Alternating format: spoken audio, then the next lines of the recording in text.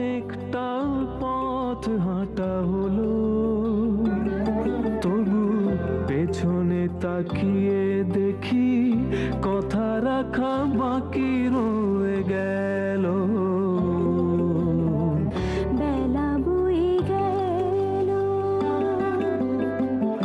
অনেকটা পথ হাঁটা হলো, তবু পেছনে তাকিয়ে দেখি কথা রাখা বাকি রয়ে গেল।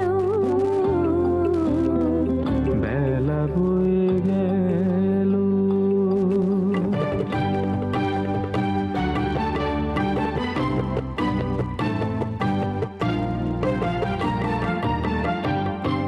তাই অবেলায় সেরে ফেলা পড়ে থাকা যত কিছু কাজ, অবেলায় স্নান সারা, অবেলায় ঘুম, অবেলায় সেজে নেয়া বেমানান সাজ।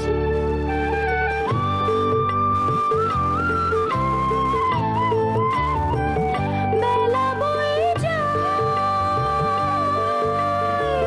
সময়ের নদী আজ পাড় ভাঙে পড়ে পড়ে। বেলা বেলার সেই চিরকালের গল্প শোনায়। বেলা বয়ে গেল, অনেকটা পথ হাঁটা হলো, তবু পেছনে তাকিয়ে দেখি কথা রাখা বাকি রয়ে গেল। বেলা বেলার গল্প, বেলা বেলার গল্প। করিম ভাই সাহেব সকালে এসেছিলেন। করিম চাচা? তুই না একটা ছোট লোক। আচ্ছা তুই কি করে ভাবলি তোকে শুধু চা খাওয়াবো? শোন, তোকে তেহারি খাওয়াবো। তুমি টাকা শোধ দেবে কি দেবে না সেটা পরের কথা। আমি জানতে চাই তুমি কেন টাকা নিয়েছো। লেয়ানা, আমার কাছে কিছু লুকোস না। খেলা ঘর বাঁধতে লেগেছে। আমি এতগুলো টাকা ক্লাবের কার্ড খেলে হেরে গেছে আম্মা।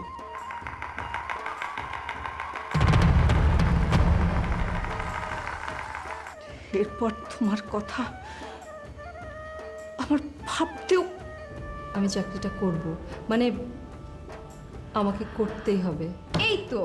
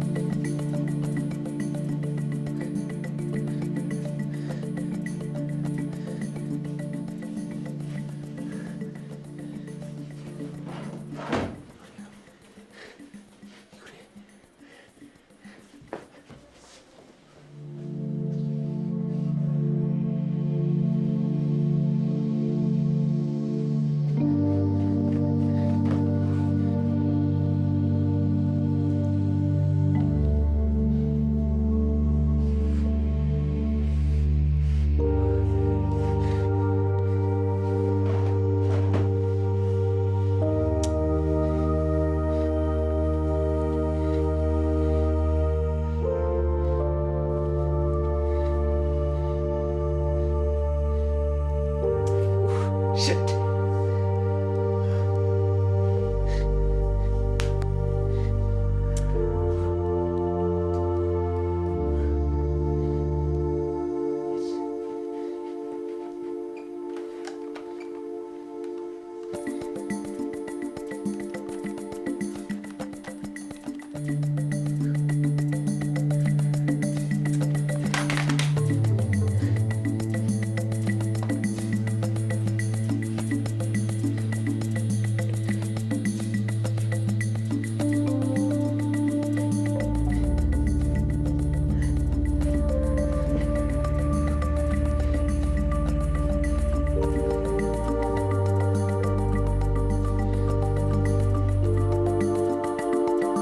Hello hello doctor Ali, G G please আপনি একটু আসবেন।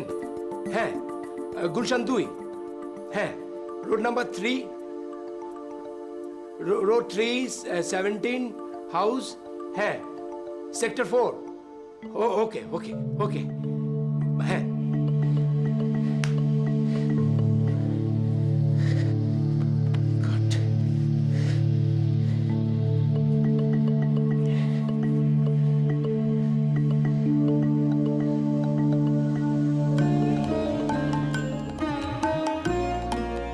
তোমায় গান শোনাবো, তাই তো আমায় জাগিয়ে রাখো। ও গো ঘুম ভাঙালে তোমায় গান শোনাবো,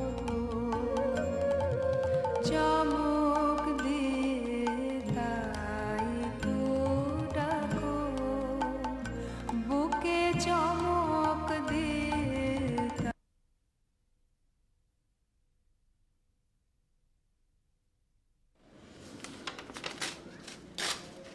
ওষুধগুলো লিখে দিলাম, ইমিডিয়েটলি আনিয়ে নিন। আর একটু বাইরে চলুন, কথা আছে।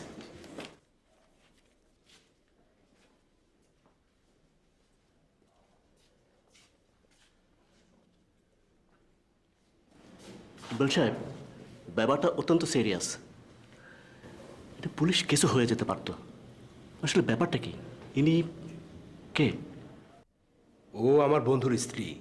আচ্ছা আমার বন্ধু, আমরা একসঙ্গে পড়াশোনা করেছি। আচ্ছা। আসলে ওরা হাজব্যান্ড ওয়াইফ ঝগড়াঝাটি করছিল, এরকম একটা কিছু হবে। আমাকে বারবার ফোন করে আসতে বলছিল, এসে দেখি এই অবস্থা। ও, আমার তো দেখে মনে হচ্ছে it's a case of acute depression. Psychological depression থেকে এই ধরনের বিহেভিয়ার হয়ে থাকে। তো আমি যেটা জানতে চাচ্ছি সেটা হলো যে আপনার সঙ্গে যে ফোনে কথা হলো, মানে কী ধরনের বিহেভ আপনি লক্ষ্য করলেন? না মানে বিহেভিয়ারটা একটু অস্বাভাবিক ছিল, অস্বাভাবিক বলা যায়। ও, অস্বাভাবিক। আচ্ছা, এই অস্বাভাবিক আচরণ এটা কি এই মূলত পারিবারিক কলহ না অন্য কিছু? না ডক্টর, আমি তো বললাম আপনাকে যে আমরা 3 জন বন্ধু একসঙ্গেই পড়াশোনা করেছি। ওদের বিয়ে হয়ে গেল। আচ্ছা। তারপর মানে ওদের দাম্পত্য জীবনে একটু টানাপোড়েন। আসলে আমি যতটুকু শুনেছি আর কি। হ্যাঁ, আচ্ছা। ওর মানে কিছুদিন আগে ও প্রেগনেন্ট ও, এবং মিসক্যারেজ আচ্ছা, হয়ে যায়। আচ্ছা। এবং তাছাড়া আরেকটা সন্দেহ আমার হচ্ছে, জি। সেটা হলো যে মানে ওর হাজব্যান্ড মানে আমার বন্ধু, জি। ওর সাথে একটা মেয়ের অ্যাফেয়ার, সেটা একটা কারণ হতে পারে। আর ও স্টুডেন্ট লাইফ থেকে এরকমই ছিল আসলে। ও আচ্ছা। এনিওয়ে, ইনজুরিটা সারুক, তারপর একজন সাইকিয়াট্রিস্টকে আমি দেখিয়ে দেবো। আর আপনি একটু কেয়ার নেবেন। জি, মানে সেটা তো আমার কর্তব্য। আচ্ছা, আমি জানতে চাচ্ছিলাম যে জি, কোনো ভয়ের কিছু আছে কি? না, আপাতত ভয়ের কোনো কারণ নেই। যদিও পেশেন্ট মেন্টালি ডিপ্রেসড, এই ব্যাপারটা একটু লক্ষ্য রাখতে হবে। ঠিক আছে, কিন্তু কেন এরকম হলো আমি ঠিক মানে। আসলে ব্যাপারটা এরকম যে ওর ইনজুরি হয়েছে হাতে যতটুকু, তার চেয়ে বেশি হয়েছে মাথায়। আর ইনজুরিটা খুব ডিপ, এত প্রকট যে খালি চোখেও দেখা যায় না বা অনেক সময় ফিলও করা যায় না। কিন্তু এর ব্যথাটা এতটা প্রকট যে অনেক সময় মানুষ বুঝতেই পারে না সে বেঁচে আছে না মরে গেছে। এনিওয়ে, আপনি রাইট ট্র্যাকে আছেন, আপনি সময় মতো আমাকে জানিয়েছিলেন, যার জন্য কোনো মারাত্মক কিছু ঘটেনি। ও হ্যাঁ, আর একটা কথা, সেটা হচ্ছে আপনাকে আর একটা উপকার করতে হবে। হ্যাঁ, বলুন না। মানে পেশেন্টের, মানে এই ধরনের পেশেন্টকে রাতে একা রাখা ঠিক না। ওর হাজবেন্ডের সঙ্গে কি যোগাযোগ করা যায় না? না, মানে আমি তো ওকে ফোনে ট্রাই করছি, কোনোভাবেই রিচ করতে পারছি না। আসলে রাগটাগ করে হয়তো ফোন বন্ধ করে রেখেছে, এরকম একটা কিছু হবে। ও, তাহলে তো রাতে আপনাকে থাকতে হবে। আমাকে রাতে? রাতটা খুব ভাইটাল। ওর মেন্টাল কন্ডিশন এরকম যে যে কোনো সময় কিছু একটা করে না না, ফেলতে পারে। ঠিক আছে, আমি তাহলে হয়তো রাতে থাকবো। Thank you doctor. আপনি আপনি তো থাকুন আর কেয়ার নেবেন। বাড়িতে ফোন করে দিন, আর যদি মনে হয় তাহলে না হলে আমি ফোন করে না দিই। না, ঠিক আছে, থ্যাংক ইউ ডক্টর, আমি নিজেই ফোন করছি। তাহলে আমি আসি, আর ওই ওষুধগুলো কিন্তু ঠিক মতো খাই। হ্যাঁ, জি। ওকে, আর কোনো রকম সমস্যা মনে হলে আমাকে জানাবেন। অবশ্যই অবশ্যই। ওকে। আসুন। হ্যাঁ।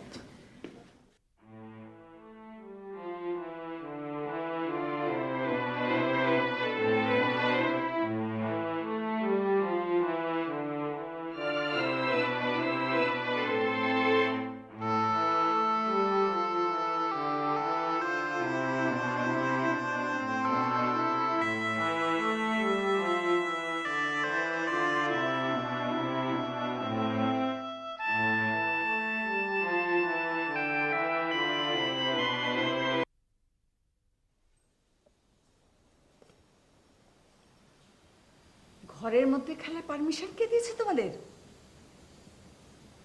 এদিকে এসো।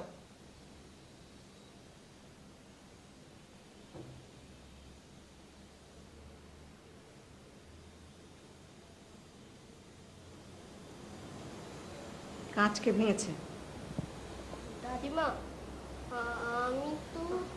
আমি ভেঙেছি। আসলে আমি বুঝতে পারিনি, বলটা হঠাৎ করে লেগে। আমার দোষ, আসলে রিন্টুর কোনো দোষ নেই। কে দোষ করেছে কে করেনি সেটা তোমাকে বলে দিতে হবে? দোষ তোমাদের দুজনেরই। রিন্টু, মাহবুবা এই বাড়িতে নতুন, কিন্তু তুমি তো জানো এখানে খেলা নিষেধ। মা বাগানে খেলতে বারণ করেছে। মা বলে দিয়েছে ড্রয়িং রুমে খেলতে? তাহলে আর কখনো এরকম করবে না। যাও। মাহবুবা, এদিকে এসো।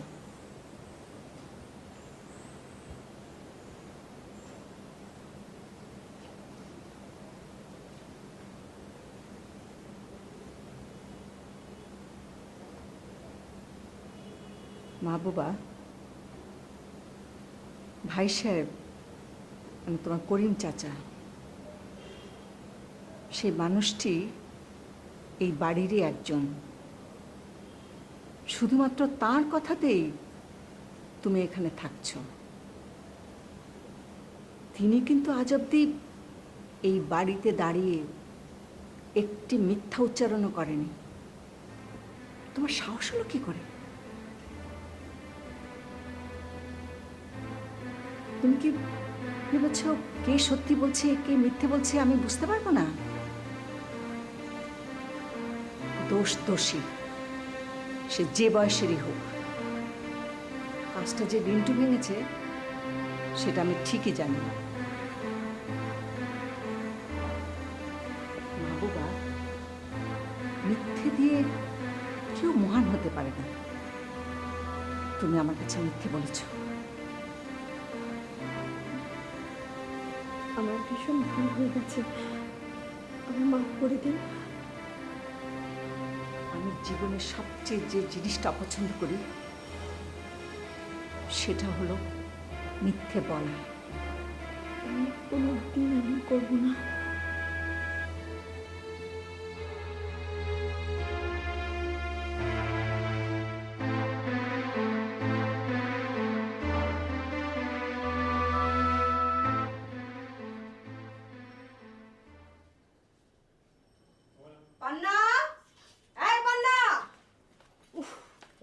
কাজের সময়কে যদি একদিন হাতের কাছে পাওয়া যায়, আমি সারাদিন খেটে খুটে বাড়ি ফিরবো আর একজন পায়ের উপর পা দিয়ে শুয়ে থাকবেন। উফ, ভাবা যায় না এক গ্লাস পানির জন্য এত অবজ্ঞা।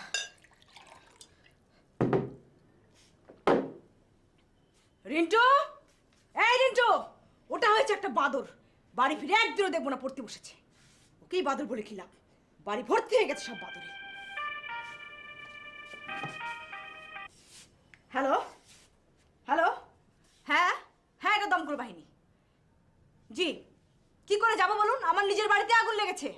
জি জি জি জি, নিজেরটা আগে নিভে নেই তারপর। উফ, পাগল হয়ে যাবো। আজ 5 দিন ধরে শুধু রং নাম্বার আর রং নাম্বার। হ্যালো, হ্যাঁ হ্যাঁ, এটা পাগলা গারদ। জি জি জি, আমি আপনাদের পাগলদের হেড। যত পাগল আছে সব পাঠিয়ে দিন। জি। মিথ্যেবাদী, ঠক, জোচ্চোর, ডাকাত, তোমার সাথে আমার কোনো সম্পর্ক নেই। তুমি আমাকে মিথ্যে বলেছো, তুমি আমাকে মিসগাইড করেছো। তুমি ভেবেছো তোমাকে আমি ছেড়ে দেবো? তোমাকে আমি দেখে নেব, ছাড়বো না তোমাকে আমি। আবার ফোন। হ্যাঁ বললাম তো, এটা পাগলা গারদ। জি, পাঠিয়ে দি। জি জি, সরি স্যার, সরি সরি, আমি ঠিক বুঝতে পারিনি স্যার। জি জি স্যার, ওকে ওকে স্যার। মিথ্যেবাদী, লায়ার।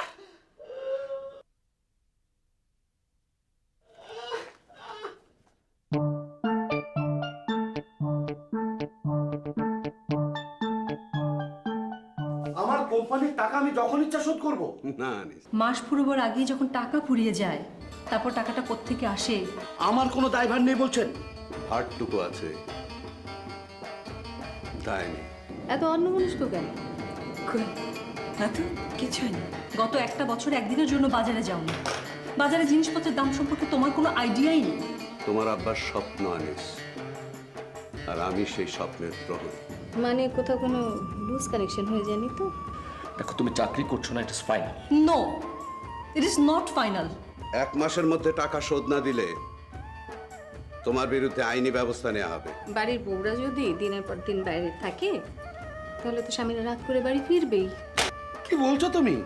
হ্যাঁ, আচ্ছা কোনোদিনই কি তুমি ঠিকঠাক কথা বলবে না? কারণ আমি জানি যে এই সংসারে 2 দিন পরে খাওয়া দাওয়া বন্ধ হয়ে যাবে। কোথায় তুমি? আমি একটা মিটিং আছি। এত রাতে মিটিং? বেলা বয়ে গেল, অনেকটা পথ হাঁটা হলো।